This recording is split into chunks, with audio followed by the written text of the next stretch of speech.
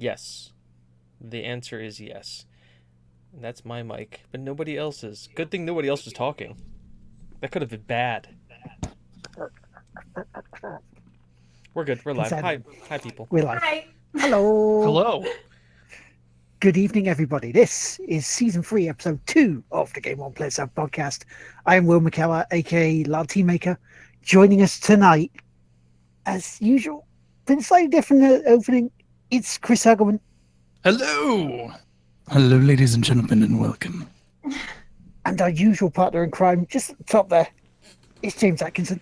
I, of course, am wearing the now ever-present tech guy, but also life motto shirt of Bob Ross. No mistakes. Because that's how Just that happy opening I was. I'm wearing No mistakes. space. So I'm wearing a Disturbed t-shirt this evening. And joining us, our very, very, very, very, very special guest. You may know her from whatculture.com. You may know her from her own streams, where she plays Dark Souls, Kingdom Hearts, and other cool stuff. She's the absolutely awesome. It's Don't Rage Quit. Hey, me. Hi. Oh, hi, Mark. It's me. Thank you. You're welcome. Thank you very much for being on with us tonight. To there. So on the usual stuff tonight, we're going to have a bit of news, what we've been playing, talk to Rage about stuff and things, bit of banter, bit of all that other usual stuff, shout outs, and then we'll go from there. Well, James is counting weirdly. Trying to count all the stuff in my head. Yes. You're never too old to count with your fingers. You're never too old. I find it in my profession that it is very key to sometimes having to be able to count with your fingers. It's just when you do it out in public, that's when it makes it really weird. Freaks everybody else out. Nah, it doesn't. It's not weird. Everybody It's when does you get it. your toes out that it gets weird. Yeah, that's when you. No, it's gotta do- incorporating other people's toes. That's when it starts to get weird. Yeah, especially when you ask them to take their shoes off. So, excuse me, I need your feet. For a I minute. need your feet. What's wrong with you? Just, So, excuse I me. need to know. So, James, do you want to do the housekeeping? I'm working on something, Pad. All right, I'm Pat, fixing Pat, Pat. things. Okay, well. There may be mistakes. Really? Okay. So yeah, so we might as well start with a bit of news then in that case. The biggest one that I know of this week was Bluehole have decided to quietly turned off their lawsuit against Epic that they were doing for PUBG versus Fortnite, which it doesn't really come as a surprise to us, really, does it? Because we knew they would be on for a hiding to nothing, really. With the you used the logo that we use for PUBG on your Fortnite advertising, didn't you? So that was the whole thing. Was it a surprise to you guys? No. I actually never heard about that. Oh yeah, no. Bluehole's been suing as much as they can, and then they're trying to find money. Probably because I suspect that their roughly. sales are down. Don't worry. We're still recording, and just I'm working on something. No, Oh, it's sorry. Are we? Did it this live? No, it's fine. It's It's fine. it's fine. It's Okay, totally that's fine. That's fine. It's fine. It's But yeah, no, it's basically what Bluehole, the parent company of PUBG, just decided they wanted to start suing Fortnite because even though they use the same engine Fortnite uses, of course. because they're Epic Games, they saw like promotional stuff that looked very much the same as PUBG's, and so they just got a bit angry and annoyed about that and decided, well, okay, we're going to sue you for it. They also tried suing someone about having a frying pan in their game, which just seems very, very, very, very, very petty. All your pans are belong to us, apparently.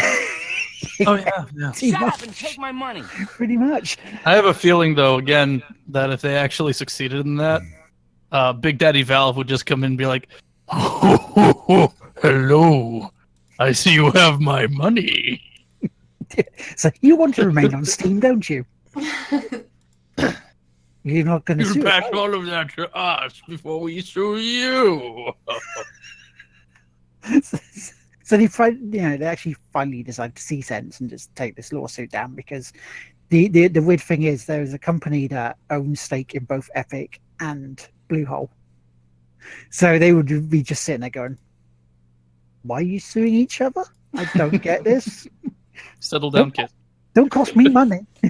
I just have to ask chat, do we look okay to you? Because I'm seeing 43% dropped frames right now, and I can't, like, I look at the video and things look fine. I can like wiggle Looks my fine to hands me. back and forth. So Yeah, looks fine to me. I see it. Twitch being Twitch. You know what? It looks like it's passing to 30 FPS. So if you're setting it for 60 FPS, it might be dropping down to 30. And it might be giving it that. Which would make sense of why we're at a near 50% frame loss, but I have it at 48. Well, 24 is what the eyes prefer, so Yeah, looks all good to us. it's about. Seems fine. Okay, so we're just gonna roll with it and soldier on. Yeah. So, Hey. and by the way, the name of that company is Tencent Holdings, and it is a publicly traded company. Just as an And FYI, it's a behemoth. it's not like Fortnite. Fortnite made $318 million last month, actually in May, in earnings. Jeez. That's only up 7%, so their growth is slowing. Oh boy, 7% of 300 million. On a game Jeez. that here's a question though. What system is Fortnite the number one on? Digital download. PS4. PS4? PS4. It's console number one, but specifically PlayStation. It's PC, it's fifth. On mobile, it doesn't even top 10. Though, funnily enough, if you look at mobile, like at the top international all mobile, it's Tencent owns 5 out of I the think top it's- 10 apps. Yeah, no, they own a lot. They own League. Let's just Yeah, they don't own forget League. about that. Yeah, They let's own not- League. They own Epic Games. Like when I found that, I was like, huh, that makes some sense. They own League. They own Crossfire, which is a first-person shooter MMO that is really big in China. It's almost like Tencent is a Chinese company. Yeah, no, it's very bizarre indeed. Don't mind me, I'm playing some Neverwinter Nights over here. Speaking of PS4, though, Sony have come out and said they're going to be looking at a solution to try and sort out the cross-play problem. Oh, hi, Mark. Which I think should be sorted by just going one button. Oh, hi, Mark. Black. Yeah, it is almost like the dark room, isn't it? Or the room. Like, come in, hi, Mark, to Xbox and Nintendo when they come in with saying about sharing their games. Just gonna walk past these Bodaks. What do you think about that, Rach? Do you think it's like it's another thing that's a bit petty from Sony's side, not allowing crossplay? No, I don't know. At the end of the day, it's business, and they know they have enough people that if they hang on to them, they're pretty solid. Like, I don't know. They just know that, like, kid number 8 is going to buy a PS4 if friend B has a PS4. So that's why they won't do crossplay. The other thing, if you're also looking at, if I'm a business, it is business, and if I'm looking at it as a business person, going, well, we'll do crossplay, but why should we invest time, effort, and money into making it happen for a system, then a generation of system that is ultimately in about 1.5 to 2 years going to be dead? Why don't we just move it on to make sure we have it on the PlayStation 5, and so we don't have to spend any R&D retrograding and doing back our servers when we can just build it into the thing going forward. Is it 2020 that's the PS5? Yeah, 1.5, 2 years. So they can basically look at going forward as probably as a money decision. Let's not take servers and stuff that we're not going to be using in a few years. Let's move forward with the servers we know we're going to use and just work with that. Well, yeah, because that's one of the things that the Sony dev or upper management bit who used to work there said it was all about purely money. So why should they spend money on something that other people use on other consoles for free to play on their system? Which you can see his point. it was something that they also said that years ago when PS3 was struggling, they wanted to do cross-play on that with Xbox 360, and Microsoft went, no. So it kind of feels like almost like a tit-for-tat thing. Does anybody else remember? Now, I may be dating myself here a little bit, but that whole this is how you play share a game on PlayStation, right? Remember that? Yes. Yep. Yeah. No, I never saw that. back during when PlayStation 4 and Xbox were the newest generation were being introduced, Microsoft was throwing around the idea where if you had a physical copy of the game, you couldn't share it with your friends. And then that way it was just like it was yours and it was tied to your Xbox. Oh, when they were like, it's gonna have a code. Yeah. Yeah. And then Sure. then Sony goes, this is how you share games with your friends, and they just showed like the two guys handing the game, and he goes, thank you, and that was it. Yeah. Now it's like, well, and ultimately I think I look at this and I almost consider it to be like the Windows marketing strategy, almost, which is okay. We make a shit operating system 1 year, and just really focus it and use it as a beta for the operating system we're going to use the next time out. So people have to buy it and we'll upgrade to it, but we'll be the bad guy for a year, and then when the new one comes out, all of a sudden we're the stars of the show again.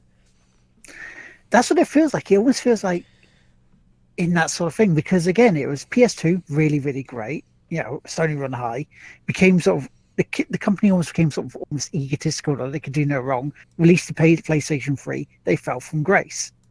Now they're sort of building themselves back up again with a PS4. So is it going to be? They don't want to have that same thing though with the PS5 where they've just fallen from grace again and let Microsoft retake the lead, because it sort of seems like again Microsoft was doing the opposite. 360 really good, Xbox One with the whole you can watch TV with this TV. Oh, and it plays a game or two too, and that's what sort of their launch was so bad it sort of made them fall from grace, and they're playing the catch up. They're playing the good consumer company this time. It's almost like they're cyclical.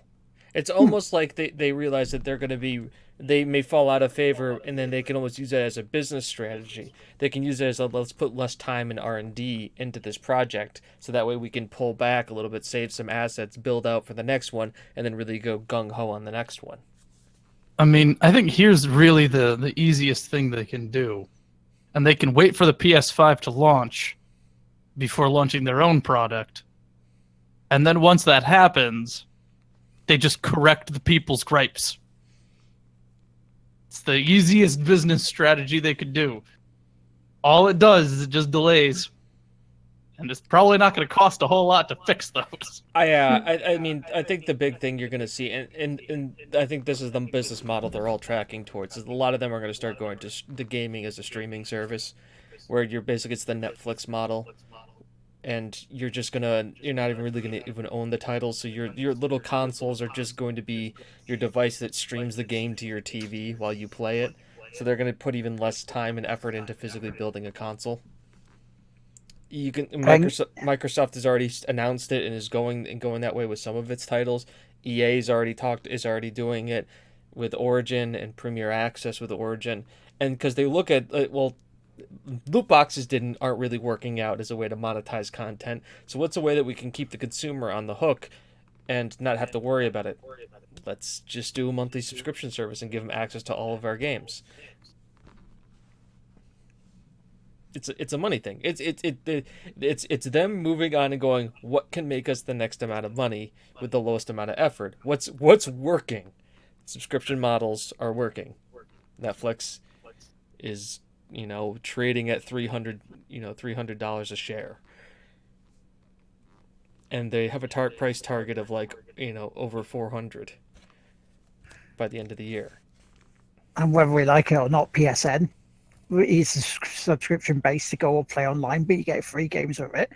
Xbox Live, Free games. Same thing. Yeah, free games. Yeah, it's they're still subscription based models where you get games out of them. Right. So then now you're looking for Game Pass. more. That's what you're looking at. Now they're going to say, let's transition this. Now you can buy the title. They'll still offer you the ability to buy the title, own it, one shop go. But all of a sudden, what if I told you that Here's your console for $500, right? Here's your console, $500, does everything that you know and love about a console. Here, on the other hand, is your little Xbox box, we'll call it. The Xbox box. And the Xbox box is $200. And what the Xbox box does is it plays all the games that your Xbox does. But the Xbox box streams them.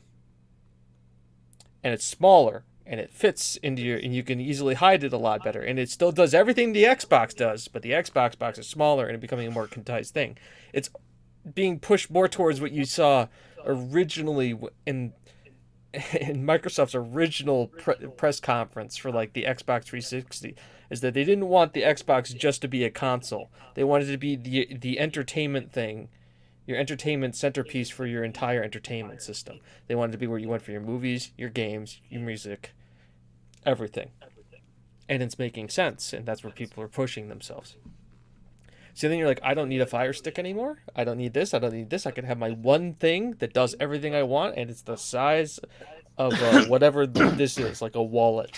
Do you remember, like, On Life over here? About 5, because 6 I don't years know ago? over there. All right. There was this like streaming box thing. It was like a prelude to the Steam consoles that were coming out. And it was called On Life. I really don't know. Sorry. Because I only worked at for like 3 years. it was at EGX, they were giving them away years ago. It was like 2013, and people were queuing out the door for this thing. But it was pretty much a streaming console, like how Game Pass is. If it was more like PS Now without download bar, which apparently PS Now is changing, so you can have the download option to put it on your hard drive, the games. Which sounds like a good idea, because if your internet goes down, you can still play them at least. Yeah, I think that's very wise of Sony, because Game Pass absolutely trumps PlayStation Now. Especially for the content on there. I mean, yeah, okay, a lot of it is 360 as well, but for me, anybody that's new to that console, what a bargain that is.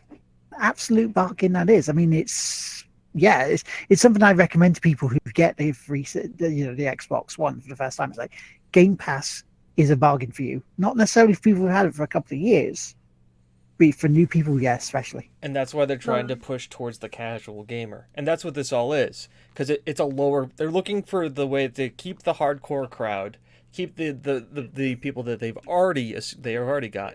But then they want to look at how can we get the average consumer, and how can we get, the person who has never had one. How was that? Lower the price point, lower the price of entry. If you told somebody, once again, Amazon with a Fire Stick, it's $40 and 10 pounds a month.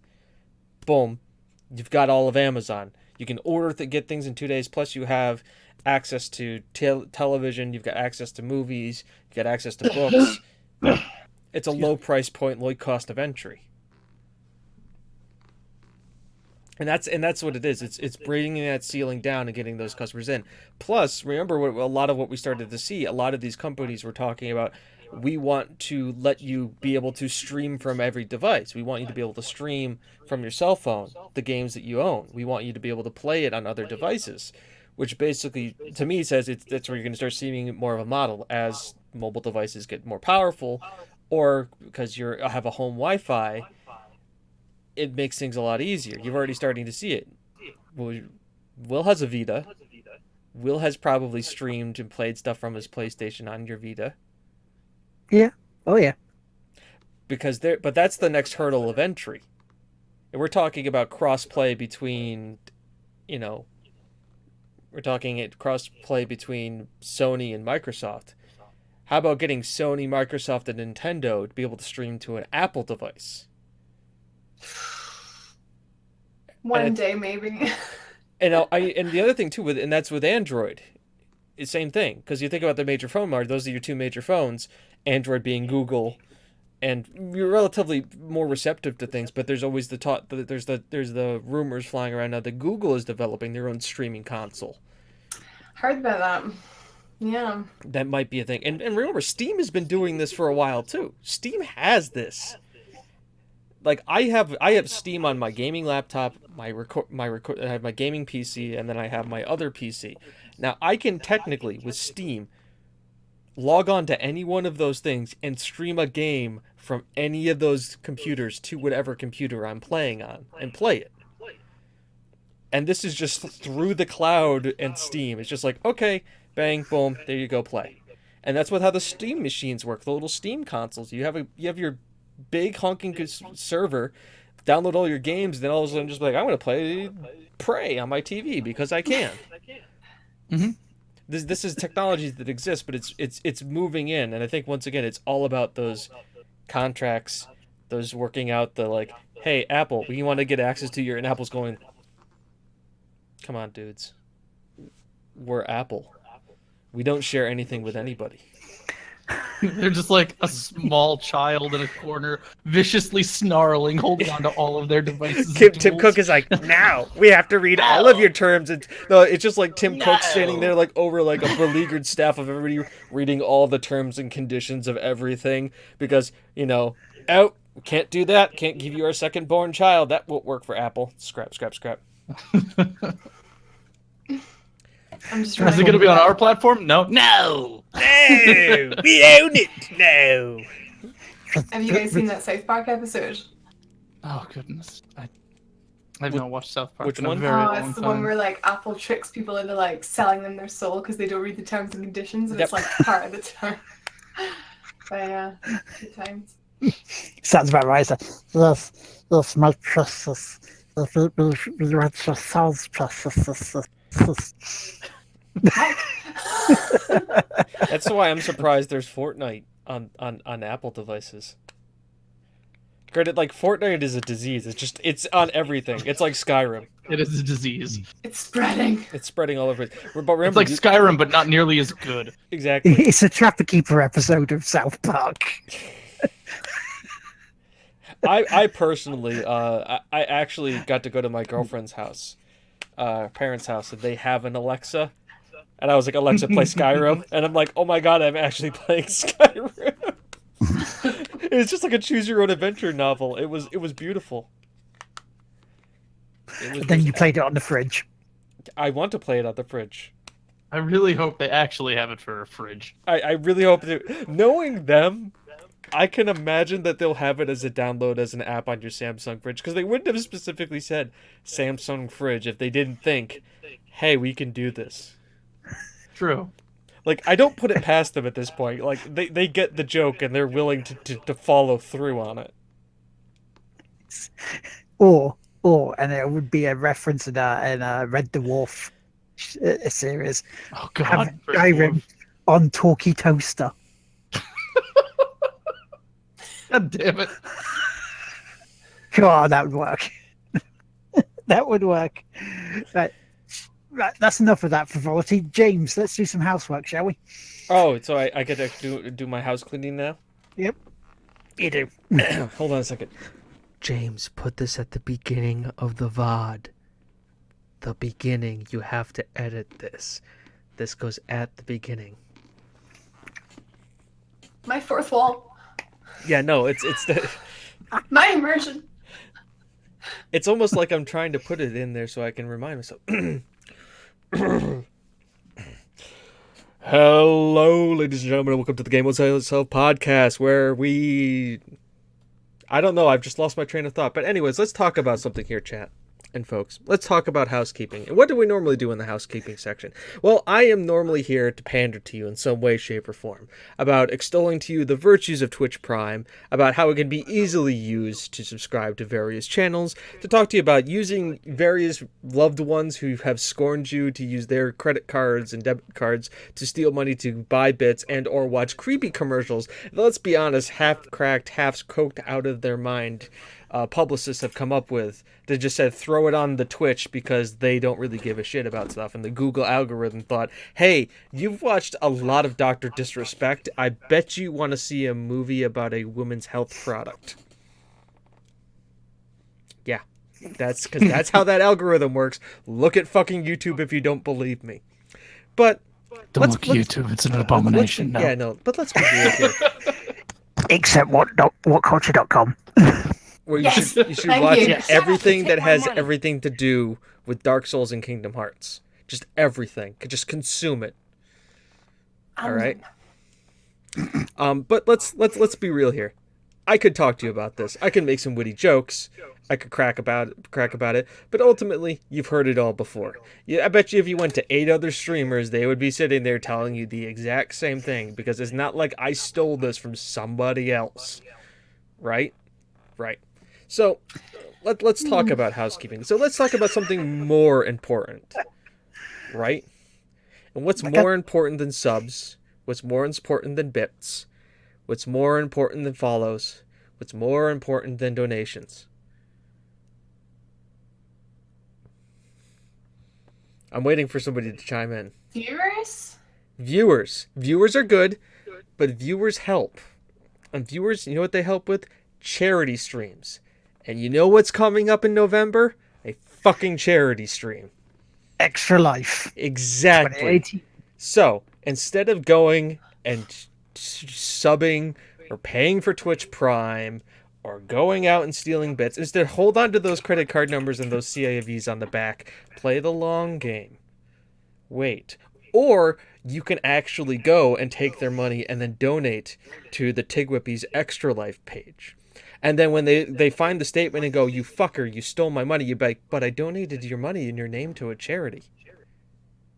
And then how can they really be pissed at you? Because it's also tax deductible. It's true. See, you not only helped them feel good about helping a charity, but you gave them a tax write-off at the same time with their own money that they wouldn't have done. They would have went out there and spotted on the Xbox box. They would have spent it on loot crates. On loot For crates. pub- So you are helping them stop their addiction to gambling on loot crates by donating to Extra Life. And you're helping children's hospitals. Yes. Shut up and take my money. How much better could that make you feel after being How much better do you think that could make them feel? Exactly. You are only the conduit to their happiness and joy for helping kids. Remember that. And that's the most important thing about tonight's housekeeping item. Is that it's not about the Twitch Prime subscriptions. It's not about the bits, though they're helping. It's about donating for kids.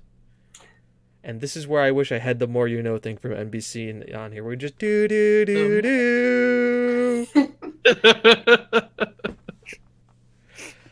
You almost went to our tune there. Yeah, so there we go. Say, Dougie, little column A, little column B. Right. So before we go to what we're playing, shall we talk to Rach a bit? Hi. So, Sorry. so Rach, this is the part of the show where we basically say, tell us about yourself. And we're going to give you as much time or want to talk about whatever you want to talk about, because the floor is yours. You will be graded.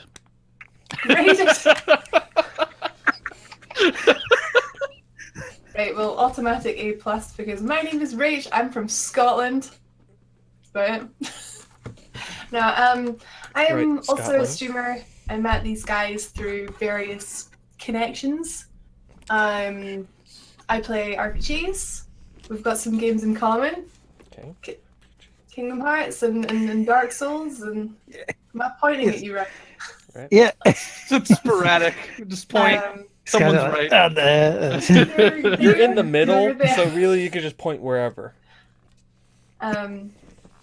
Yeah, so met these guys. I play, loads of different kind of games. Like Will mentioned earlier, I work for What Culture, who you may or may not have heard of. They're quite a big YouTube channel, so I do video editing for them, which is awesome. I love it. Dream job, honestly. I mean, obviously with the obvious, there is one dream job that would be the ultimate dream job. And I think we all agree. but then like sort of slightly below that, that's the Space job I got. Force. Yes. Which I might actually register for as a legit thing. Go for it. Follow your dreams. I think I know what your dream job would be, Rach. Be Oh, come actually on. presenting live streams for the masses of Kingdom Hearts, and it's like you're the one there presenting the launch of Kingdom Hearts 4. Get lost. What, like working for Square Enix? Yeah. I mean, I would die. we've already talked about me and Chris's best idea ever. It is RPG shoutcasting. Yes. It Okay, is that like- sounds. Like tabletop RPGs and like and like just like, like okay, a turn guy based- is doing a let's play of Kingdom Hearts 3 and we are just the two people commentating shoutcasting his Kingdom Hearts gameplay. Okay. someone's playing some like old school like Daggerdale shoutcasting it. Did something similar. All right, there's with the Splatoon goblin. Before. Now he's got a lot of Um, strats he can go with right now. Is he going to go with the fireball or the dagger slice? Or is he He's got going that up with a blue- fireball. He's going for it. He's getting an empower on it, and oh, high rolls on that fireball. That's how you clear a room, ladies and gentlemen. Sponsored Go by for it. Iron Brew. I like her look. Is not that is hilarious. It is that was amazing.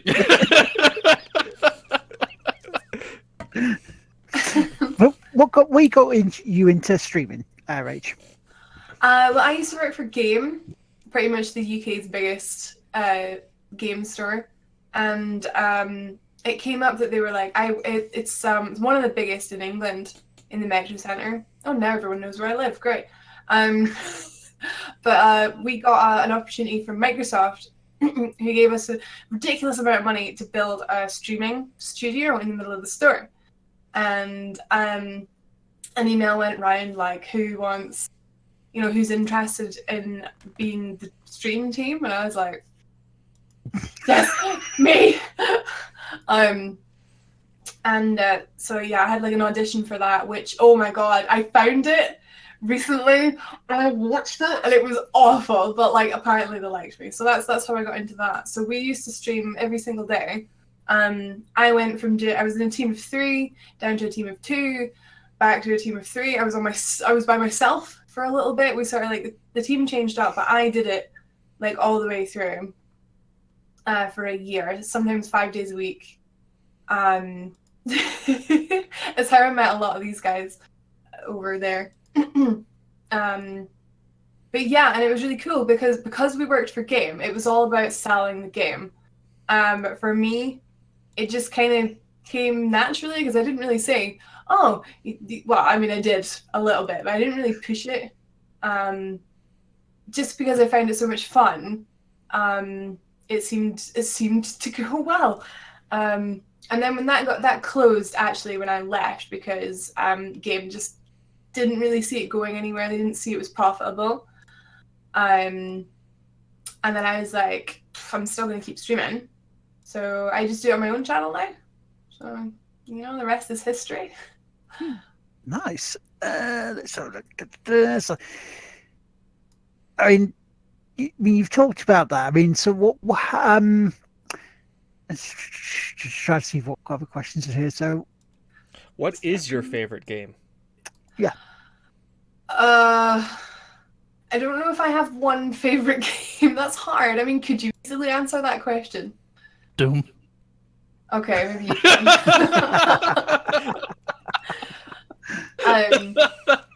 It's tight. Like it's what's your favorite RPG? Did that help at all? Okay, well, I don't think Legend of Zelda counts as an RPG, so Dark Souls, Okay, there you go. easy. There we go. See, But yeah, Zelda, Dark Souls, World of Warcraft, Pokemon, bye Johnny, Kingdom Hearts, of course, how could I forget? I love Okami, that's one of my favorite games. Portal 2. oh, great game. Great game. Ori and the Blind Forest. I'm pretty much just naming games that I love at this point. All of which are on sale right now on Steam. They are, most of them, yeah. Totally not sponsored, but totally should be worth spending money on because Gabe Newell. He just loves our money and has a vacuum connected to our wallets every summer and winter. Go, give me okay, do you want a game, Alice? Yeah, okay, here you It's go. basically how I Chuck call that, it yeah. holiday shopping. Most people have birthdays and or like Christmas within like the 6 month span of like one of the sales where I can be like, oh, I have a friend who has a birthday. Oh, I could buy them this game. Then I buy it and I hold on to it. And I wait till it goes back up to full price, and then I give it to them. So it's not like I bought them out on the summer sale. I held on to it. You weren't an Definitely. afterthought. I totally thought of this well in advance and got you this game at full price. Not at the low, low price of 99 cents for Half-Life 2. Yeah, not like I'm doing that for people's birthdays. No. No, not at all. Well, you Not got honestly. family feed. Exactly. Also, I forgot about Diablo. Oh, yeah, Probably. Diablo. nice. Put a lot of hours into Diablo 2 and 3. Oh, yeah.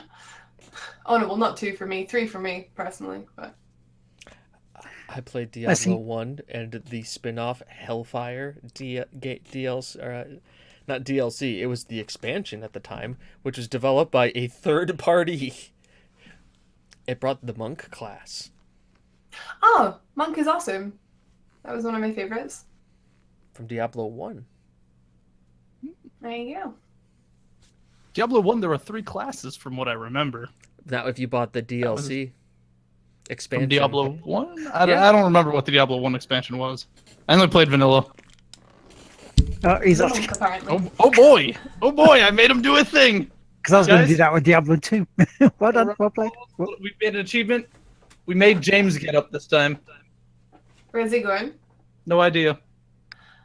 Probably over there. Get in the In the box. back. I think so, yeah. I think he's getting the actual case. Because he Earlier does. music. So, how do you think your community is growing at the moment? Are you pushing towards partnership for your Twitch channel, or are you just doing it just because it's a bit of a laugh? If there's one piece of advice I can give anyone about streaming, it's don't stress. For ages, I was obsessed with growth and it was going really well. And I was getting like really good numbers and like 100 follows a month. Like ridiculous. Well, I know some people do more than that, but that was ridiculous for me, I thought. And I was playing games that I thought people would watch, and it's not how I like to do it now. I play what I want to play and what I think people will want to watch, and I don't watch viewer numbers. I try not to worry too much about follower numbers, although they're still doing pretty good. Oh, there's Diablo! That was awesome. And Hellfire. Hellfire. Made by Sierra, not a Blizzard product. The single-player Diablo expansion pack requires registered version of Diablo to play. And for those you're wondering, there it is in its glory. The original. I still have the discs. That's It was wild. a bizarre time in gaming where like you can have a third party make expansions for a first party game. Sierra wasn't a bad developer, though. That's the thing. It really wasn't. They really wasn't. They really weren't. I can't English. Them there wasn't very bad. At If we're gonna do stereotype, them there, Sierra down there gonna go. Why did they just go Boomhauer? Dang old Sierra gonna go make their Diablo expansion game go bow bow bow. Oh, relax there, Boomhauer. You don't need to be so excited about this. Buy my book. You can calm down, Boomhauer. Okay. Sierra's bad, Snoop's bad. Okay. So anyway, right, you were saying, Oh yeah.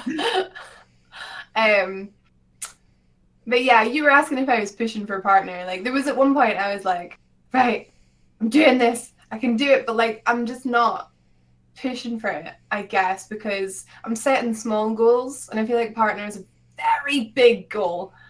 So I'm setting like little subscriber goals, little follower goals, and like I say, not stressing too much about viewer numbers, and I'm just so much happier.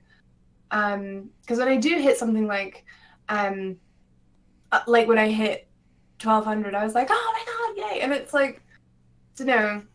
I feel like I celebrate the little things, and then the big thing maybe one day will just appear. That would be lovely, but I'm not being unrealistic. I don't think. Yeah, I'm trying to come across as humble. I'm trying. I can understand that. I mean, I can't take that word seriously anyway. I just listened to the PewDiePie humble YouTuber thing. Oh god, I honestly. So humble. Oh goodness. I love him. I love that guy. I hated him for the long. It's for me. He's like Leonardo DiCaprio. I hated him for the longest time. Hated him. And then all of a sudden, like, I watched his recent shit, and it was like, wow, he's actually funny and has good commentary on things. I like him. I think it's because, like, he's YouTube's biggest star, but he is also YouTube's biggest critic at the same time. And they can't live without each other at this point. It's become this vicious cycle. Like, if they tried to actually do anything to remove him, there'd be a huge uproar. Well, remember, his videos don't show up in the featured content anymore. That's because he was a bit naughty. Well, he has 62 million subscribers, all of which watch all of his videos. One day. One day. He only had the one slip up that one time, and then the rest of it was a bunch of media trying to put like shit on him, where he was making fun of YouTube themselves. See, it sounds like how you feel about PewDiePie is had same sort of thing I wrote with Jim Sterling. Because Jim Sterling at the start of it, when I started watching him, because of the character he is on the Jimquisition, really sort of wound me up in a weird way. Even speaking to someone that I didn't realize at the time was on his podcast, Laura Kate Dale, standing outside the expo saying about it. And it's like you look at it like, go, did I just put my foot right in my mouth, right up to my ankle? But no, it's something like that, because the more I listen to what he's actually saying, and you realise that the thank God for me stuff, all that stick is just the character part that he just puts on there to just annoy the fuck out of some people. That's what he literally does that for. Once you take that away, what he's saying behind that is you can actually agree with some of that stuff, because it's like, yeah, he makes a valid point. And that sounds like how you guys are with PewDiePie. Yeah, kind of. What really controlled me to him was watching the "Can we copy strike PewDiePie" section. Like when he and I'm going to use a word here that some people may not like, and I apologize. But when he was like he was using the eye tracker thing, and he was like, "Wow, all these Twitch thoughts, they're not gonna get me because I'm gonna keep my eyes out." And it was just like, okay. And like the girl was like, "Can we copy strike PewDiePie?" And it was like, "What? I'm gonna copy strike him because like her video flashed on the screen for a second." And they're like, okay, this is ridiculous. And like PewDiePie's like, okay, so we got copy stricken by the company. But let's just tell you something. It's not like he showed like the scene once again where her video was on it for half a second, and then like the main one he watched for like 2 minutes, it cuts to her reaction to it. She's like, I was just really happy that he mentioned me and I was on his channel. And PewDiePie just comes back and he's just staring at the screen going like... And then it goes on and like she backtracks on it, saying that her company did it. It wasn't her idea. They did it because they showed the thing. And it was like he just kind of called her out, and he looked at her. He's like, listen, she's getting a lot of scorn right now, and she's one of the most hated people on the internet. And I know what that's like. I really do. And he just turns and looks at the screen again, just like, but yeah, he really was the most hated person on the internet for a long time. Vice hates him, he was. that's for sure. At times they hate everyone, though, don't they? Or do they? I'm not saying go to Vice. No. By the way, So Vice, that- if you want to reach us, our email address is right down there. You can contact us anytime. Yeah, sure. Well, I say we said some nasty stuff. We didn't, but I mean, Go they ahead. have such quality shows as Bong Appetit. Sure, we'll go with those words. That is a legitimate show. It is about cooking with cannabis. Yeah, no, it's the word was quality. This is that's edgy. great coverage. This is edgy journalism, right? This is the cutting edge of journalism. Edgy. I just think every is it bad? And there are some Vice programs that I enjoy, but why do I think the majority of the people who work at Vice is just the guy who's just like starts off like, "This is my Ferrari. Let me show you how I got this. It's really simple. I didn't have to work that hard. It's free real estate." Sounds like why don't you have journalism? Right, okay. Shall we get on to what we've been playing? So we can get into the meat of this, right? And now, normally, we don't let the guests go first at times. Sometimes we do, just to wind people up. But I'm going to say, James, do you want to go first this week? Why? Is that because I haven't played that many games? Is that it, Will? You're like, Yep. James doesn't play many video games. Let's throw him on there. Well, guess what? I actually have played games this week. I have. I played a lot of video games. It was exclusively Frogger. Yes. Because that's what they let me have on my work PC. Just Minesweeper for days. Excel sheets. Excel counts. It's a program in a computer. No. I have found Warframe. And I have been playing Warframe. And I have been enjoying Warframe. Because, I played it when it first came out. And I'm like, this is confusing as fuck. I don't understand any of this. And then all of a sudden, YouTube just blew up. Or not YouTube. I'm pretty sure. I hope That too, but for other reasons. That's for other reasons. But Twitch just blew up with Warframe, right? Within the last 2 weeks, everybody didn't in they their release a huge patch. they released a new patch, but they're also really building a partnership program with getting streamers involved in their partner program about being able to give out content, getting out things that help get people exclusive stuff. So by watching that, they can get codes that will help level them up, their characters, and do other things. So they're really pushing a partner program with streamers on Twitch. Very interesting. And they've actually hired, I don't know if you know the names, King Gathalion and Professor Broman of the Destiny directory as consultants. They actually work with Warframe work with Warframe, getting them in touch with streamers, and then also and they have a round table once a month about this is what our content is, this is where we're going with it, this is how we penetrated and got involved with streamers, this is how they helped grow their channels and their reach based on this, and they kind of create a very open forum environment about getting content to content creators and how that how what they need from the company and what the company needs from them, and having a dialogue. Because these are guys who have built up major channels through a Destiny directory and know something about that. And so that's interesting. Also, the content patch is really good. And this game has a story now. It's not just you're a space ninja, go murder shit. Is that all the story you need? I mean, originally it was like that, but now they actually there's intuitive interfaces. I have a dog that I can take to go kill stuff with me.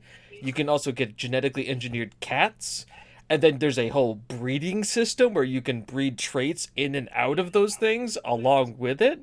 And I'm only talking one part, not to mention the modding system that you'd use for your weapons, the evolving it, getting mastery that helps get you better guns. And the whole mastery system is based on ranking up weapons and stuff that you've already had. So when you max those out, you can then go back and have to rank up other things to get more guns. It's so they're checking all the right skitter boxes, right? There's just one and also it's very easy to go into groups for anything. You basically set yourself to open status and you go click on a mission. It'll tell you how many people or how many squads are playing that mission, and if there's an open seat, they dump you into that squad. So it's like that, just to connect with people and go. Yeah. They don't make it hard like Destiny is to be like, hey, you want to play the Nightfall? You need to talk with people. You need to go on the third-party website, find a group, get them to friend invite you, send you back in here. No, it's just bang, bang, bang, bang, bang. Very good. Very fun. The problem is it's a grind. It's one of those things that is very grindy. Like getting to max level in Division level of grindy. Oof. Now, it's fun. The movement's great. The game plays good.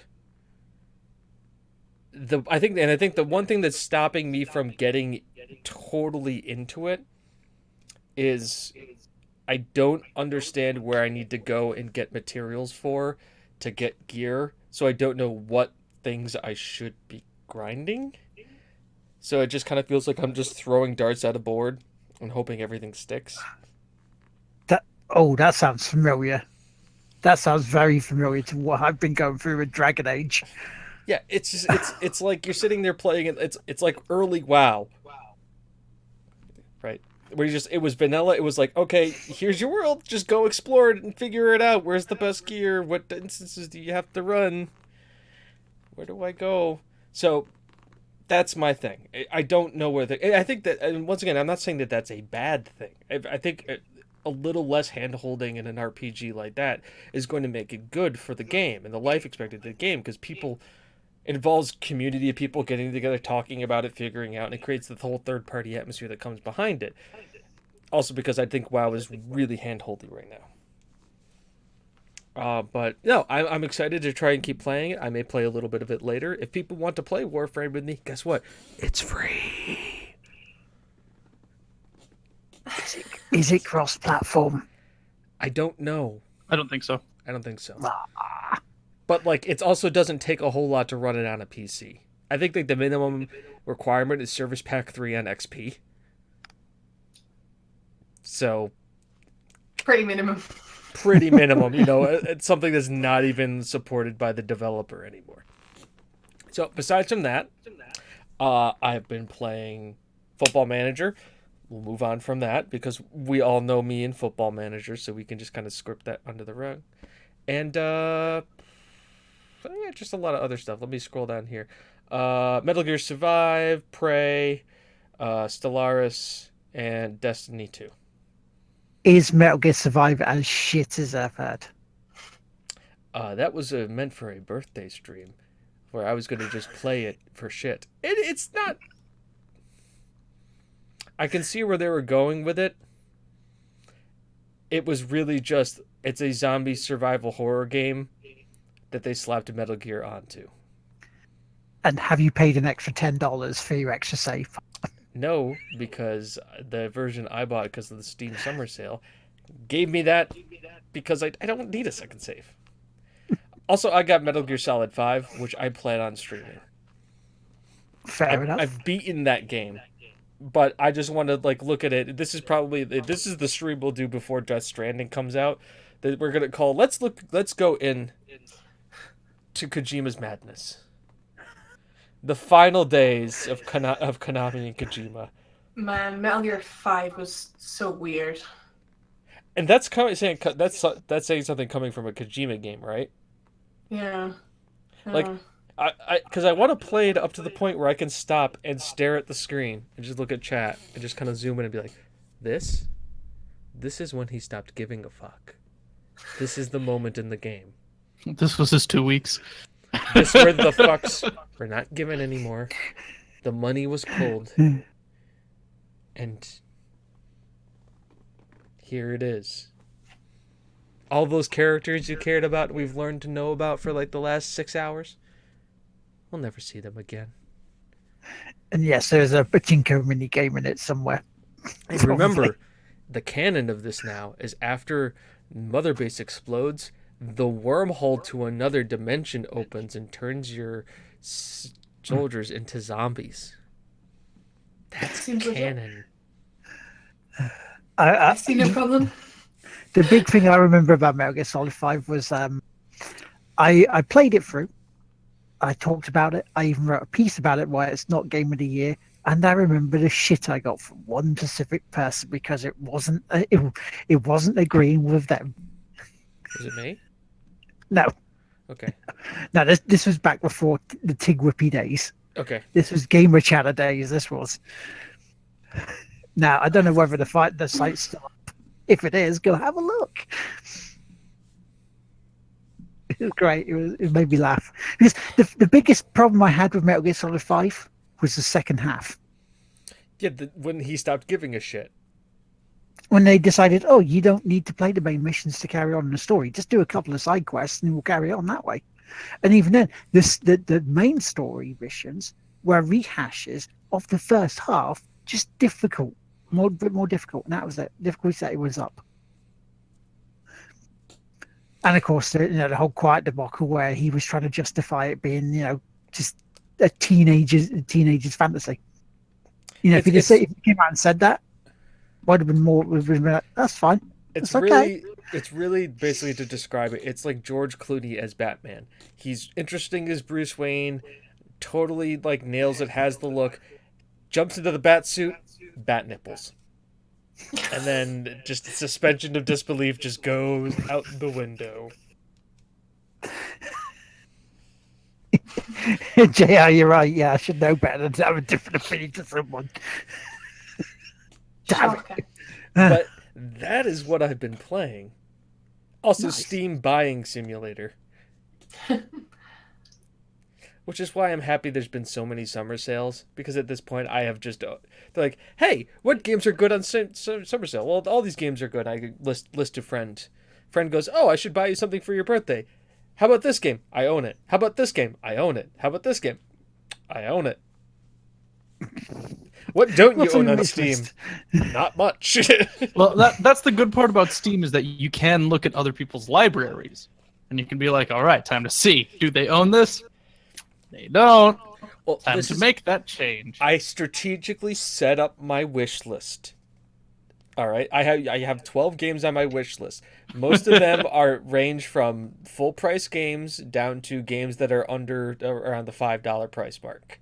So if somebody gets enterprising to want to buy me a game, there is different levels of monetary value for each one. But it just like gives other people just kind of a thing. Everybody should do that. It's like any Amazon like wish list or like anything. You have a wedding, you have a registry. Be nice. Don't just make everything like the sterling 1,000 pound freaking Samsung refrigerator that you could play Skyrim on. All right? You need plates too. Put plates on the registry. Somebody be happy to buy you. In fact, I personally find those plates to be more important.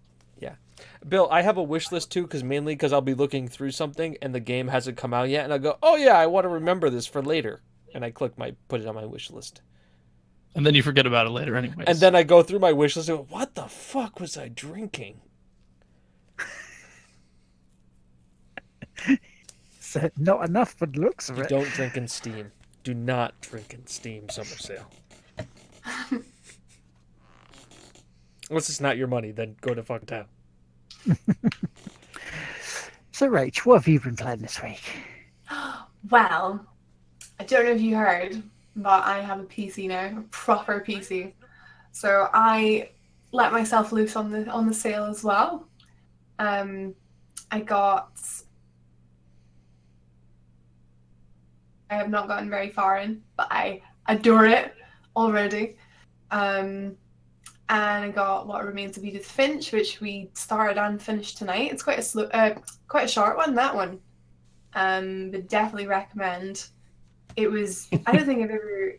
Sorry. I jumped in right when you turned to look at the bathroom, so it had the picture of the family there and like the grandmother, and then opens the door, and then it was the shower and the chair, and that just like hit me right in the feels, right there.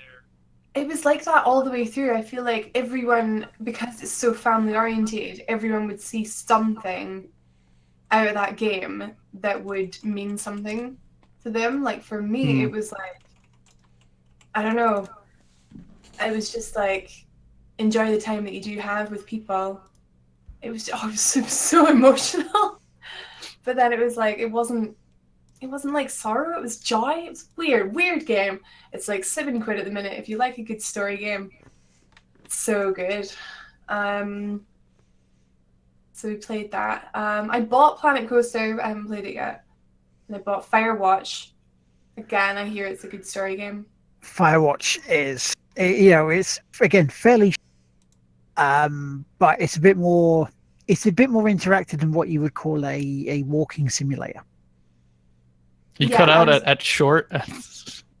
It sounded like it's censored shit. It's fairly shit. It's that's what it sounded like. But it's I say it's something that you would enjoy. I think you'll enjoy if you liked Edith Finch. Oh yeah, I loved it. Yeah, it was really good. So looking forward to playing that. Yeah. What else did I buy?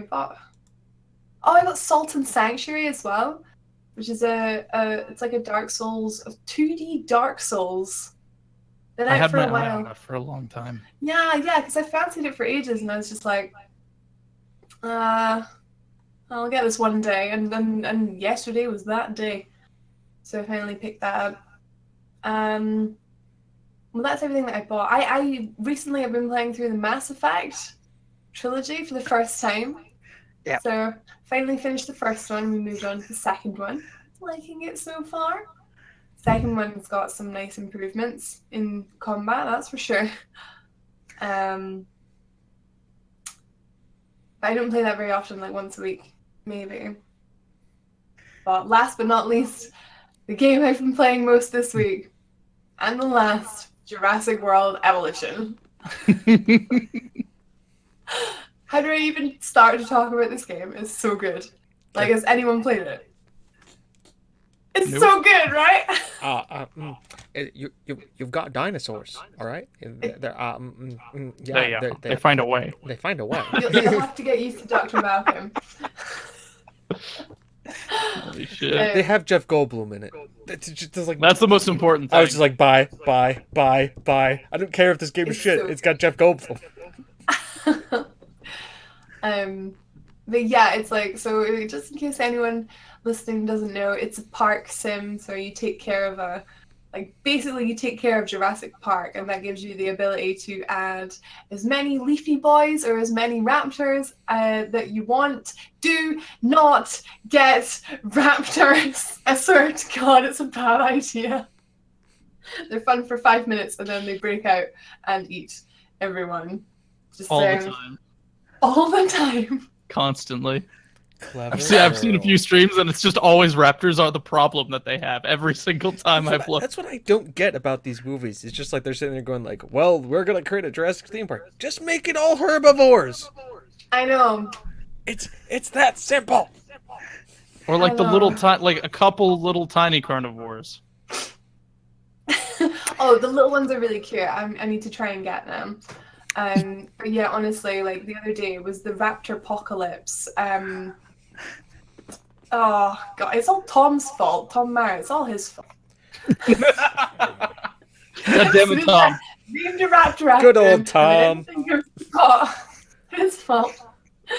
That my park is now raptor free. I shot them all and sold them on the black market. They're probably all coal and oil by now. No, not coal. Oil and gas by now. Or they're being used for black ops for military. That's more probable. They're gonna be in the next COD. Or like underground. Didn't you know what zombies fights? Mode was actually going to be? Zombie raptors? Zombie raptors. Because Nazi scientists, zombie raptors. It makes perfect sense. Of course. It does. But yeah, now my park is $2 million in debt. And we can start to rebuild. I've just read that you encourage your raptors to eat people, and I'm not. I would listening. never. I would totally never make a raptor pen, invite the raptors in, invite some people in, and then shut off the pen. How do you invite the raptors in? Oh, I'm just going to send, I'm going to send the porter down. Going to give him a With card, this? say, "Welcome, raptors. Come to my daily party." It was easy. They were up for it. They're just They were... a couple of raptors smoking cigarettes behind the bathroom. He's like, "Yeah, we're fucking down.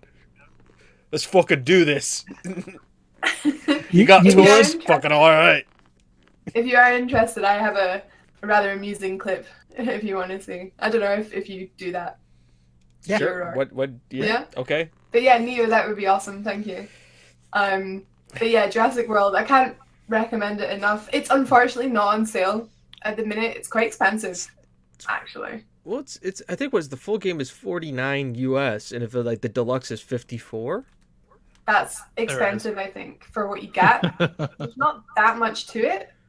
But then if you measure it with content, it's maybe a bit expensive. If you measure it with like the joy Well, I think that it brings you. the big thing that comes with it is that it's the this is gonna be fun.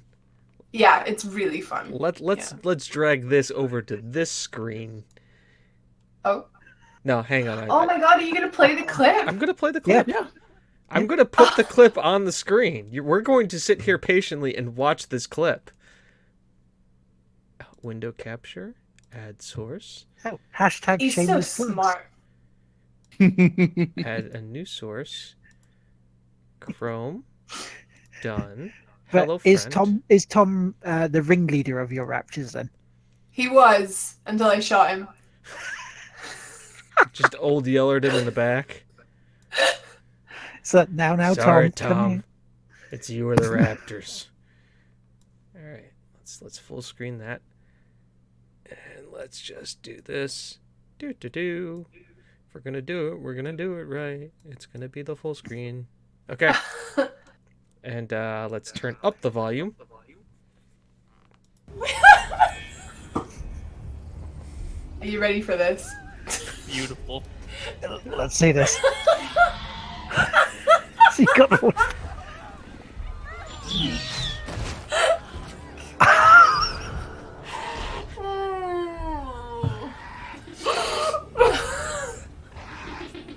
That was like a 7-10 spit. Now let's break down the replay here, guys. Let's break down the replay. Let's fast forward. Now see, like, there's a lot of people that go down. It's just this pile of bodies right here, just totally punked, all down, all dead, except for this guy. This one guy. We need to get your telestrator. Who is this guy? He's a legend. That's who he is. That's Chris Pratt's backup. Vicky the ferocious velociraptor. Yeah, and then we're just gonna switch That's this back well over. played. Well played. There was a lot of joy there. Like, It's a lot of joy now. there was just smiles and just laughter and clapping and just murder. I mean, let's be honest. Are you sure you're not like creating government black ops raptors? Oh, you got me. The Chuck Norris of raptors right there. Because she was shooting them and selling them on the black market. Of course. If I'm honest, that was my sandbox park. You do unlock a sandbox mode where there's not really any consequences. So you can do stuff like that and it's hilarious. It's very about debt. It's a great. I mean, you make roller coasters in Roller Coaster Tycoon where you can just murder people, and sometimes you can just unleash raptors to murder people. It's totally makes sense. You have a roller coaster set up. All these people coming in, it's really popular, and then you do that. The wait for the dinosaurs at the end of the roller coaster for them to come screaming into. They have that. Well, at there is a Disney. monorail. Perfect. By the way, that raptor's name was Vicky. Yep. Vicky, you know Vicky. Vicky Warren. Vicky 0199. Hello, Vicky. Explains a lot. See, and this is the other thing that I love about that game is that headcanon. Headcanon is huge. I wonder if they would turn that into like an RPG stream for it, like they've done with GTA Well, if they were smart. role play. All right. I'm gonna help you guys out here. This is all right. Developers listening? Are you listening? Good. So let's talk here. This is what you do. You obviously you have it already. You've got the whole elements of the game. You've got people. You've got park simulating. You've got that. So now this is what you need to do. You need to now take that, and then you have people create parks, and then you take those parks and use them as a level design for the ranger group of it, where now you have to play first-person shooter of the ranger that has to go into the raptor pen to tranquilize the raptors because they're eating all the guests. That could work. Sounds like one of those arcade rail shooters they used to have. Mm-hmm. Yeah, you get the Time Crisis, Time Crisis 3. You get the gun. Dino Crisis. I wasn't going to use that name, but sure. Jurassic Park, Dino Crisis. And of course, one of them, and of course, we already have it great because they've already got him on contract. Who's the guy on the other end of the radio giving you the orders? Jeff Goldblum. Jeff Goldblum. Jeff Goldberg. I think we've written the game itself. My royalty check can be in the mail. Thank you very much. Because This he's was in a the thing recording back- studio just posing like that. With the microphone just here, so we can just... They had one, by the way. They had a Time Crisis style Jurassic Park game for arcades. It was you were in the Jeep and you had guns and you had to shoot down the dinos. That they have that in the freaking Jurassic Park game already. I think I've seen that in my arcade. Or maybe it's not Jurassic Park, it's maybe just like Dinosaur or something. But It's it's a got really like a good- screen that comes over because it's got like whatever violence in it. But they have Jurassic Park pinball. I wonder if they do that in virtual reality. You have the dinosaurs coming at you while you're... Because for the virtual reality version of Back to the Future, they have the DeLorean flying, coming at the screen and then just zipping around the table. So they could do that with Jurassic Park. I'd See? play it. Hell yeah. So is that all you've been playing, Rach? Pretty much. I don't get a lot of free time. I work like 45-ish hours a week. So yeah, I mean, I finished Kingdom Hearts 1 again not too long ago. So I plan on starting 2 again. Well, I've still never ever finished 2, so looking forward to doing that at some point. Yeah. I've always got a few Switch games on the go. I bought the Octoling expansion for Splatoon 2, which is raw. It's like, take squids or octopus, octopi. We've been through this with John D. Octopuses? Octopi, Octopi. proper term. And take Portal style test rooms and put the two of them together, and it's brilliant. So I've been playing through that. I got Hollow Knight on my Switch as well, which is great. Again, another kind of Soulsy type Metroidvania. You guys have played it by the looks of your... I haven't played it Faces. myself. I've watched a lot of I've watched a lot playthroughs of from people play it. Downloadable Contents group, but I have not played it myself. But it is definitely Soulsy. It's on my wish list on Steam. I'm not the only one that has a wish list. See? People have wish lists. Mine is absurd. Now that I have a PC, I'm going to be making one. And then just seeing what goes on sale. Exactly, because it tells you when it goes on sale. And it's on my wish list because they emailed me. How much is it? £2, right? That's it. So give me it. See, so it works. That's why you have a wish list. It's free real estate. Octopus. I am. But yeah, with the Kingdom Hearts, are you thinking of doing then the other sort of spin-off one that you can do on PS3/PS4? My goal before January 29th when Kingdom Hearts 3 comes out, it's 29th, isn't it? Yeah. Is to do 2 at least, and the fragmentary passage. Yes, which is a So- good thing why you didn't watch. I wanted to, but I want to play it as well. No, that's fair enough. I Um, mean, there's a bit I'll talk about with that in my bit, because it's kind of like it sort of put a stop to me streaming it. But there is a reason for it, I think. I think I know what it is from the trailer for 3, and I think it's going to be heartbreaking. Mhm. But we'll see. So I want to play that. I'm if I find myself with time, I'd like to play Dream Drop Distance and Birth by Sleep, just for Yeah. a bit more context on the characters and where they are. But I don't know if you know me, but I really find it hard to finish games these days. Like, I keep starting a new one every other day, and I finish one like rarely. Oh yeah, I finished Ni no Kuni finally after about 2 years. Nice. That is a big game, so I was proud of myself for that. But yeah, I'm very much like, I'll start new games, or I'll get covered in hair, or I'll play Dark Souls for the 65th time. That's Um, what I do. It's like, oh, Dark Souls, Dota 2s, and one or two other games that I just go back to fairly consistently. Everybody has those. yeah, Everybody has. It sadly for me, that's what my football manager is. that's why for me as well.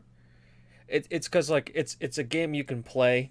For me, it's like, especially this week, which has games done quick on, which is I like watching a lot of it. It's something that I can play, and then also just have games done quick on, because it's not something that requires me to actually be fully involved to play.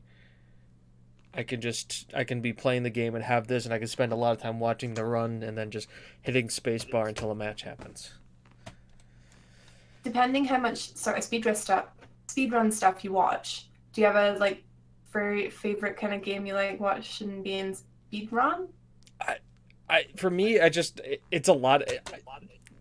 Yes and no. I liked the RPG one. I thought that one was really good, because I'm a fan of watching these guys play through RPGs. At the same time, it's just like, hi, that's Final Fantasy VIII. I've never beaten Final Fantasy VIII, and then they speed run it in like 5 hours, and I'm like, good. Now I've seen all of Final Fantasy VIII.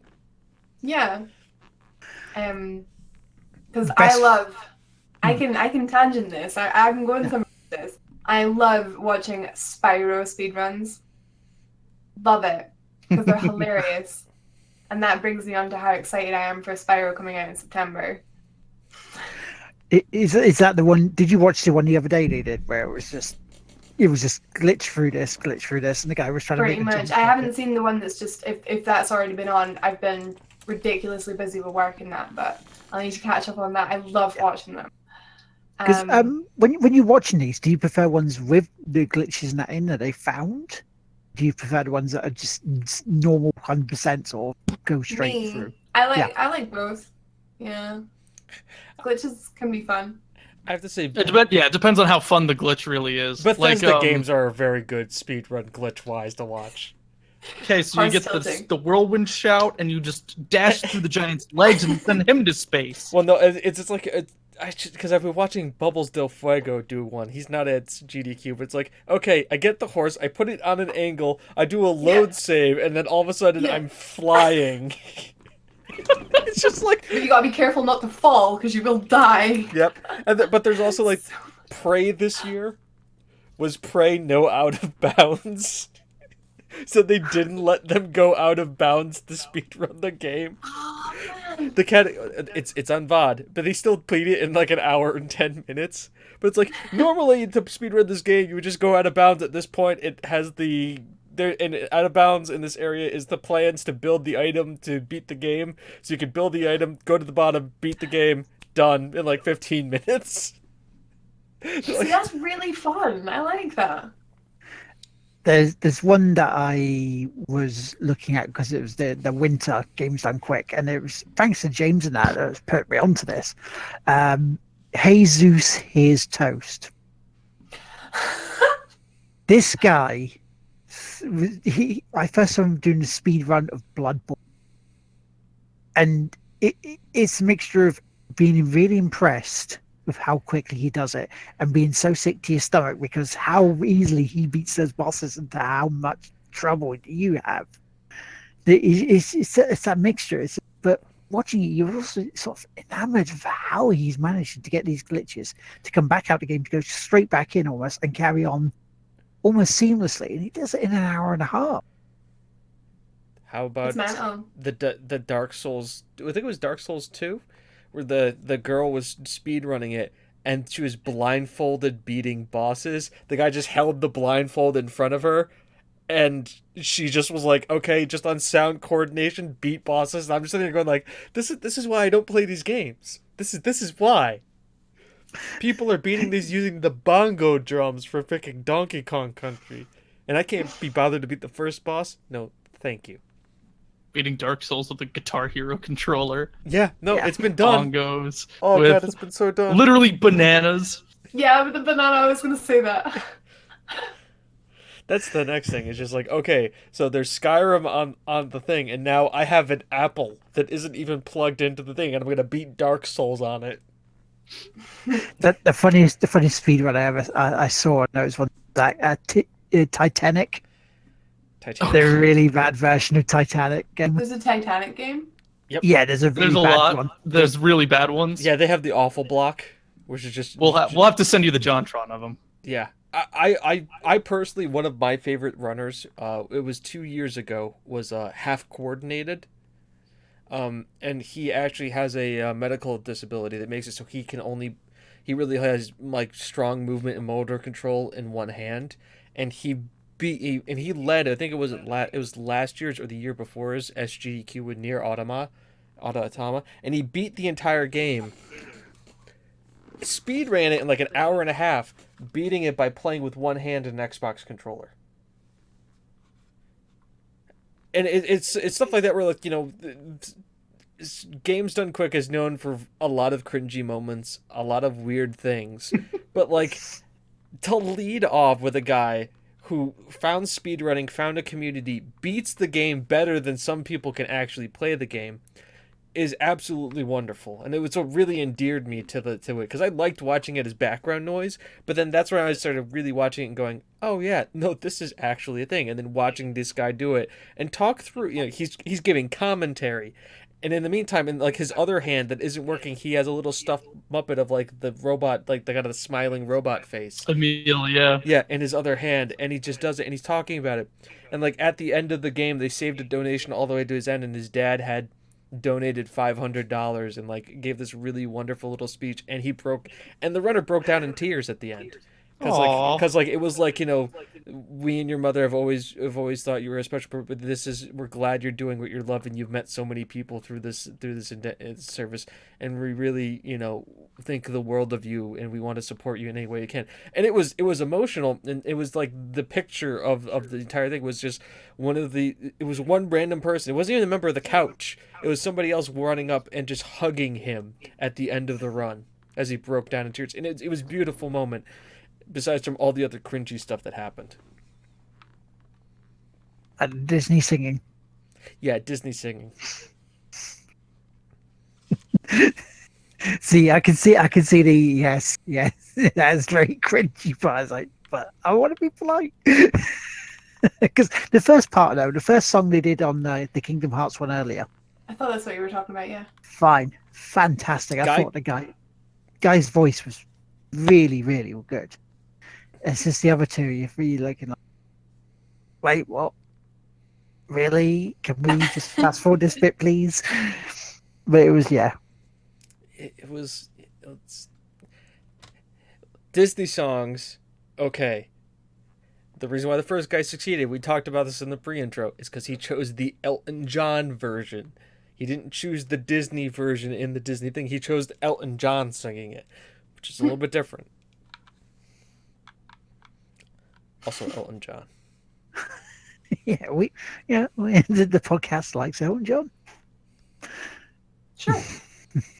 Well, a funny thing, you want to talk about something funny that happened in this GDQ? They had they played Prey So this was in the Prey run, and they You had could a say that donation. they prayed. They prayed, but they were doing like the save the Typhon, kill the Typhon, and like he went through, he beat the game, he hit the emitter, and they're like, okay, game's done, and like nobody was talking about, but like 2,000 people voted to save the Typhon. Are we just not gonna talk about like that never happened? Like there was like the decision where you could either blow the Typhon up or save them, and they're like, when are you gonna close it? And the guy's like, the runner was like, I don't know, and then he just went and beat the game like he normally did. I was like. Is anybody else seeing? No, we're just gonna shove it under the rug. Okay, got the money for the kids. Good job. 10 out of 10. So yeah, so is that how you've been playing, Rach? Sorry? Is that all you've been playing this week? Pretty much, yeah. Yeah. Too many games, but that's pretty much it, yeah. Do you want to go next, Chris, or shall I? I'll go next. I've been playing Neverwinter Nights Enhanced Edition. It's fun. There's a server called Ravenloft, and it's a very interesting place. Lots of cool people on there. And then I've been playing various other Souls-styled games in research for my own project, which is very slowly coming along.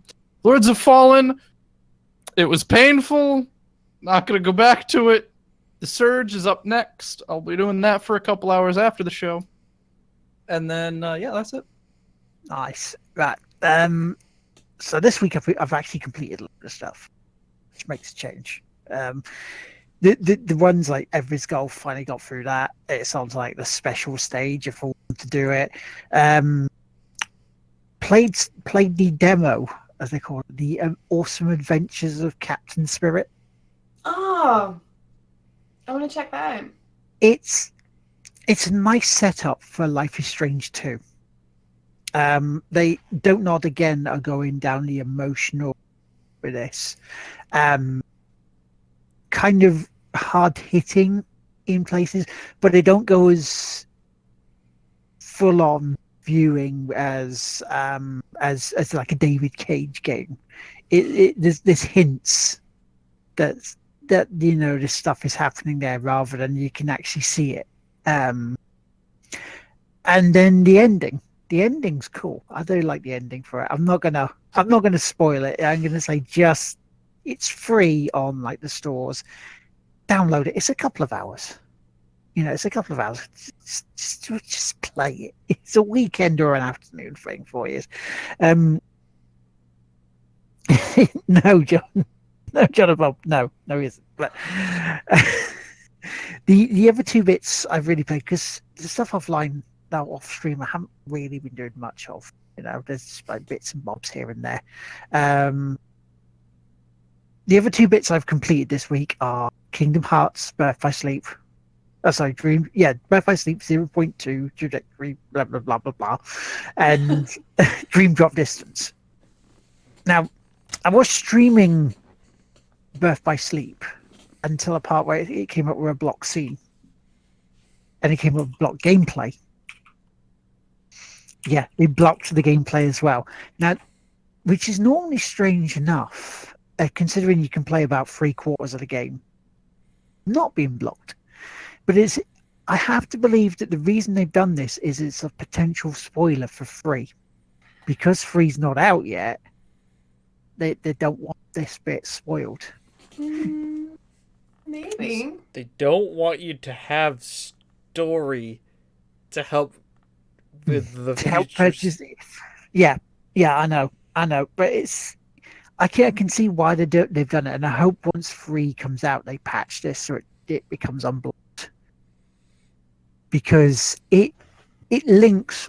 I will say this is a slight spoiler thing. It links 1 to 3. 1. 1. That's I not can't surprising, honestly. I watched a video that explained all of the Kingdom Hearts story. It was 45 minutes because I needed to watch a 45 fucking minute video to explain to me the fact that I've played and I've beaten Kingdom Hearts 1 and 2. And I Disclaimer: this is an abridged video. Yeah, it was still 40. But it's like the guy was talking. It's like this, this, and this, this, and this, and this, and this, and I'm just sitting there going like, this is really convoluted and strange. It's very It complicated, is. yeah. And there's time jumping. There's digital computer copies of things. There's people in other people's hearts that then take their hearts to get healed in other people's hearts, which then also contain like 5 other people's hearts. But they're just sleeping, and then they wake them up, but then they're actually. But it doesn't answer the most important question. What the fuck is the Kingdom Hearts? Will? It's a planet, at least one. There are 2 versions of Kingdom. I know that. There's Right. the one that the evil organization was trying to create, and then Yeah. there's the actual one that disappeared after the Keyblade War, then came back for a little while, and then when he was defeated, disappeared again. Yes. So they are sort of planets themselves. They are separate things. I mean, if you watch, there's a movie called Kingdom Hearts X Back Cover, right? Wait, so now I need to Then- watch a movie now? So I've not only have had to play 2 console games, 3 handheld games, a mobile game. Now I need to watch a movie? Don't Yeah. get me started on the books. Because because this movie is the sort of the setup for the Keyblade War, and during this bit they say about summoning the Kingdom Hearts planet to start this war. Because there's a whole book of prophecies thing that says that foretells everything we've done in the whole saga that's in there, and it's all down to this one guy, this one master, who's dressed like dressed as a member of Organization 13. Yeah, and then he So I he have a creates feeling he's gonna be back. he makes 5 people, and then he makes like people get sketchy, but the Hufflepuffs or whatever the fuck they're called are put into hiding, and they're Keyblade people, and they wanted to protect the other Keyblade people, and then one person goes to the Edge of Darkness, and then the other one goes into the future, and then he dies, but his heart goes into Sora, and then her heart goes into Kyrie, and then her heart goes into whatever the gray-haired kid is, not quite Sephiroth, Riku, but kind yeah. of Sephiroth.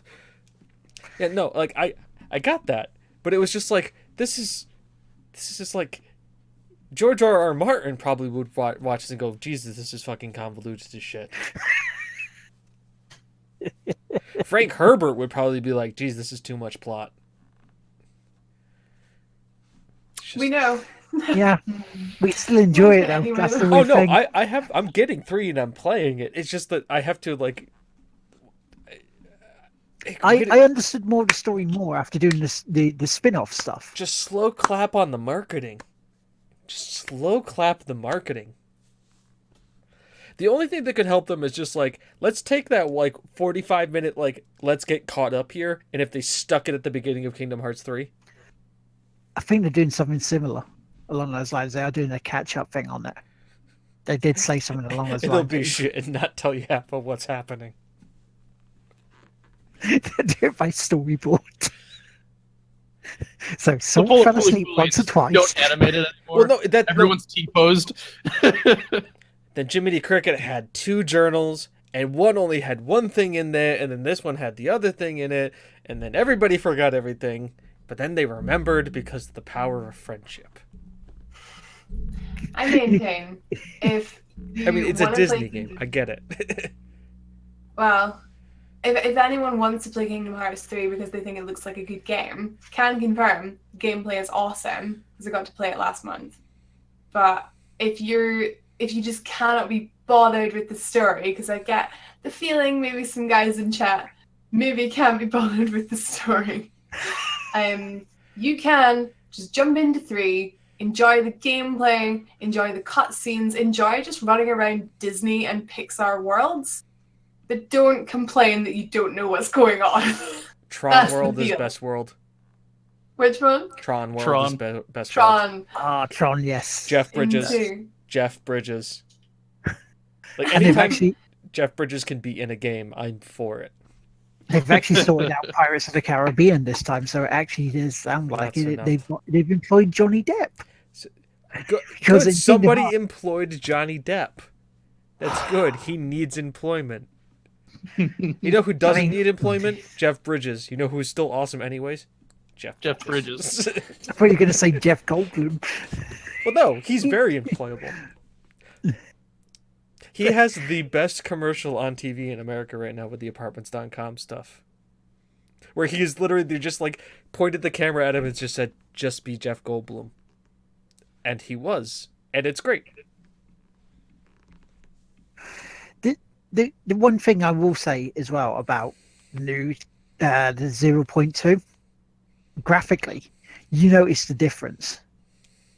I mean, I thought lines of a PS3 quality game, as a setup for free, and then I turned it on, and it's like I was blown away by the difference. Yeah, no, it was made for PS4, so And that's again coming into it for the first time.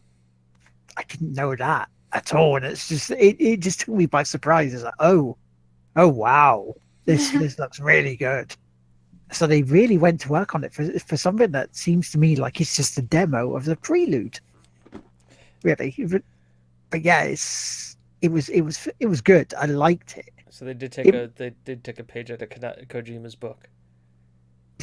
Let's just make the demo be the prelude to the actual game. Oh fuck! Death Stranding is Kingdom Hearts 3 because we don't know what the fuck's going on with that. It would make sense. It would make total sense. Honestly, you could do anything with either of those. You just and it would wake make up. total You sense. just wake up, and it's just Norman Reedus' fever dream. It's like, fucking there it is, and that's how we got to freaking The Walking Dead. Yep. Because the only other things I've been playing then are off screen were a bit of Unravel 2, bit of Velocity 2X because I was playing that against Tom on a head-to-head, bit of Lumines, and then PUBG earlier with Dougie because we were playing it as part of a community stream that they were doing while Ian Higdon from Platform 32 was away. So that's what I've been playing. Has anybody else thought? And this was what happened to me while I was watching the Kingdom Hearts Let's Play or the speed run. Did anybody else think, like I did, that the whole reason why they actually had people singing the Disney songs is because they didn't want to get the VOD copywritten on YouTube for copy strikes? that would be hilarious. That was like when they said they were doing that. I was like, are they just because they muted the audio of the game? I'm like, are they just doing it so that because the music is like copywritten to shit and back and nobody can get any ad revenue? You're wrong. I think you're And I'm sitting there going like, because that's a donation incentive, but that is a beautiful way because it's technically a remix of the song being sung a cappella, so it's under fair use. It's protected. But at the same time, it's like they're doing it at parts where like there's like music and stuff coming in that's obviously Disney music. Mm-hmm. I mean, the best part is about this game is that like this. I'm assuming one of the 4 people on this show will be streaming it when it comes out, Kingdom Hearts 3, and everybody is going to enjoy the fact that it's going to, that first like open interest, and it's you got to watch it live, people, and I'm going to tell you why, because that opening cutscene you'll never be able to see it because the second it goes live on Twitch, it's going to be copy strike. Nobody should listen to this theme song because it's our music. Yeah, under the DMCA's. Yep. Even though how that's going to work with games, I don't know. Well, I'm Because just I saying know- that like the Twitch VOD is going to be muted up to the point, and then it's going to like jump in like halfway and be like, and you start playing the game. anything that the game has in its soundtrack is owned by the game. The game has paid a license to have that in their game. Therefore, us streaming the game is okay as long as it's not. You streaming the game is okay, and the fact that you streaming the game, but it'll probably still block the audio of the game coming through for that song period. The second it hits YouTube, it's just gonna get like It's getting demonetized immediately because it doesn't matter if you own the rights. If it's a royalty-free song, it doesn't matter because the algorithm and the bots for claiming it are so broken that someone could manually claim literally Beethoven's music performed by like everything in the public domain. People will still claim it. somebody copyright claimed PewDiePie's scream. him screaming himself, they copyright. They said that was not his scream, even though it came out of his own body. Mm-hmm. What troll? Well, you know that Ed Sheeran's getting sued again from a company that owns part of Marvin Gaye's song "Let's Get It On" for about was it about 100 million? It's quite a hefty sum they're trying to sue him for, because they sound that one of his songs has a likeness of it. Again, they're trying to claim this. What I was going to actually ask Rachel was, with all these copyright claims on YouTube, for any of your videos that you've been editing or trying to put up, have you had any silly claims come through yet to try and stop it? Because we've had some over time. Without overstepping the mark, obviously, with it being my job and that. Do you mean with my job, I assume? Yeah. Because we were having a look, going through trying to figure out why some things had been taken down, and there was one, it was something like 10 weirdest enemies in games with creepy backstories or something like that, and it was because of the thumbnail. So thumbnails for us are like, they're sort of dangerous. You can't put anything too sexually suggestive. Obviously, you guys know. Violence is a no. Weapons are a no. Like, so no guns in a thumbnail. But this one was it was a monster from Silent Hill. And what it was two babies' heads. I didn't really know Silent Hill. And it was two babies' heads. And from a distance, kind of looks like boobs. So it got flagged. And we're looking at it going, why is... Oh! You're sitting there very curious. You're looking at it. You're getting close. You're like, I don't know what's going on. Then you sit really far back one time and you look. You're like, that. I realized that didn't actually answer your question. You were asking me about copyright. That was something completely different, but it just popped Still in my funny. head. Yeah, it's It made me laugh. No, we don't really worry about copyright because we only ever use up to 6 seconds of a clip at a time. We always copyright. We always cite the owners of the material at the bottom of the video, and we don't use copyrighted music. So we don't really worry about stuff getting demonetized that way. It's sometimes if we put like sexual or violent stuff in that it gets unfortunately flagged. But because we had one from wasn't it a Seinfeld producers for something we said, so it had nothing to do with the show itself, but we got copyright claim for it. I think you can just dispute it and they'll just waiver it. Like, Well, our YouTube Okay. channel is not big enough to be even remotely close to being monetized. We actually got demonetized because of the whole like the changeover that happened. Yep. We were just like, they're just like, yeah, you're just not gonna get any more ad revenue. So at this point, I'm just like, copyright everything. That's fine. Let them all go to town and claim it. I don't mind if there's 26 people claiming this one video. They can fight over the revenue. Fight over the no revenue. No, like I said, and the whole reason I was joking about the whole Kingdom Hearts thing is because, Will, did you put some of the Kingdom Hearts VODs on the channel, right? Oh yeah, they're pretty much all on there now. I think apart from about 3. You know that whole simple and clean copyright. It's a song. Doesn't matter that it's part of the video game. It's the song that's owned by the company. Yeah, so that's just the way it is. you know the key on Twitch? Just keep speaking. Just keep. That's on YouTube. On Speaking. Twitch doesn't give a shit.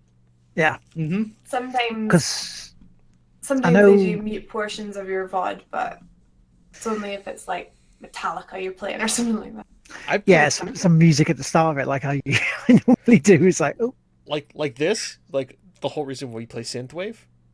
Yeah. Most of those guys are streamers in their own right, and just like don't bother to copyright it. The second that goes onto YouTube, it's because their companies do it. If you're looking for good music to put into your streams, look up anything by, I believe it's Fixed Records. Cell Dweller, Scandroid, Circle of Dust. Android got copywritten. Did it? Copyright claim. Yeah. Really Yeah, it did. interesting. And it wasn't Cell him. Dweller. It was the company that owned that album, helped him produce that album that did it. It wasn't him. Oh, so he's working with a different group then. At least that album was. Right. Most of his stuff should be fine. Wasn't on Twitch. But generally, anything done by Cell Dweller and Blue Stolly, they both explicitly have their company set up for people to use on like indie YouTube videos and stuff, and whatnot for free. So, Because I was watching a stream by a cute couple called Fremily. They're the ones who are running the Twitch London community meetup. They're the ones doing the Twitch bash, and they were talking about the DMCA stuff that people are worried about. Because a couple of bigger streamers got suspended for 24 hours because they use copyrighted material in their streams, and they were saying that the ways around it is like what you were saying, Rach, is like talk over the music. If it's more in the background sort of thing, then it's fine because it's not the main focus of your stream. It's not the music bit that's there, as if like you're using it to better your stream for that. Then they're not acknowledging the music. You're not paying for it. It's like having the license sort of thing. So it's a way around it by using it as a background thing and just talking over it. If they can't hear them actually scream Thunderstruck. Pretty much. Cluster Truck. I mean, Dun dun dun. Cluster truck. And I'm gonna jump through these tracks. Dun dun dun. Away from the lasers. Dun dun dun. Over the lava. Dun dun dun. Physics doesn't mean a shit. And cluster truck. Dun dun dun dun. Stop you picking on this thing! The floor is lava. I've heard good things about this game. Yes. Yes, you need to try it. You need to stream it because it's everything's interactive quiet. on Twitch. Sounds Basically- pretty ragey. It is. It is. Especially in the hell level. Because it's with interactive on Twitch, after every sort of 2 minutes, it gives your viewers a chance to choose 3 options of how they're going to fuck you over. My viewers would never. They would never. Now, Would they? You underestimate Twitch chat. I've returned. Everything went quiet really quick. I did something to my audio box. but yeah, it's a perfect game for that, and they built it with the interactive stuff in mind. So I recommend you try it, Rach. I'll make sure I'll come in and watch. I won't go much. Oh, remind me to add you on Steam after Yes. the show. Will do. Yes. So yeah, so that's what we've been playing. Shall we go on to shout outs? Then we can wrap this thing up because it's running a bit long for us all. I'm heckin' slap. Sure. So Rach, pimp your stuff. Is there any shout outs where people can find you? How about it? Sure. I stream personally on my own channel, which is Don't Rage Quit. Depending on your accent, it kind of sounds like rage. No, it's not rack. We play RPGs, just a variety of awesome stuff. We focus on positivity and interaction. Just having a good time. So if you want to join in, you're more than welcome. I also work for What Culture on YouTube. You may have already seen them, but I'm an editor mainly for the gaming channel, and I'm in presenting a few videos as well. So if you're interested in seeing me not on the spot, then you can see it there. What Hergelman's just linked there. That's the website. So that's where the guys. I have a couple articles up there actually. My Dark Souls bosses article is up there. It's the first one when you search Dark Souls. It was published. I'm so proud. It's not even a good article. I could have written like a 12,000 word essay on boss strategies, but they were like, right, 12-minute video at the most, and I was like, for 26 bosses.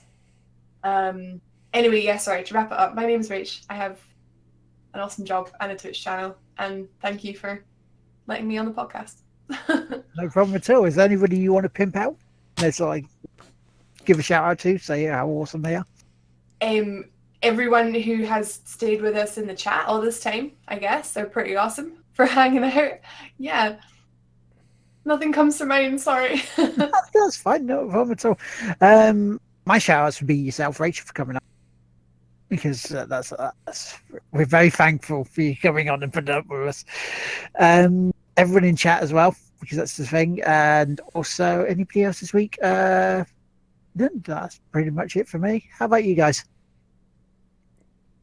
James. That's my shout out. It's James. Chris. Oh, thanks. Yeah. Chris is going to be doing awesome stream later today. Surge. You should check that out. Or Cluster Truck. We'll find out. Or Cluster Truck. Stop it! Find out the mystery. Chris, if you, I don't know how, are you going to take a break before the stream? Or are you going to start it up as soon as we're done? Yeah, I'm gonna take a break. So we won't be rating him after this. I'm gonna take. I can start it up, but I'm gonna. I'm just still gonna just raid your channel anyways, just because I can. Might I as have well, that power. Well, actually, let's let anybody else. Anything else for the good of the order? Anybody else want to give me a couple seconds while I try and pull up some music for us to go out to? I think we're done. It's only just to really thank everyone for listening. And yeah, thank you again to Rach for joining us, being on, because she's awesome. It was fun. As you can see. And we'll be back next week, normal time, for yet another podcast. I don't know what we're gonna do. What do we have any cool plans? Do we want to tease anybody with some cool plans? Well, I could talk a little bit about Twitch London tomorrow. Is that where you're going? That's where I'm going. London? Going London. London? London? London? London. London. Because there's going to be cool people there. I'm so jealous. Take loads of pictures. I will try. I'll definitely try.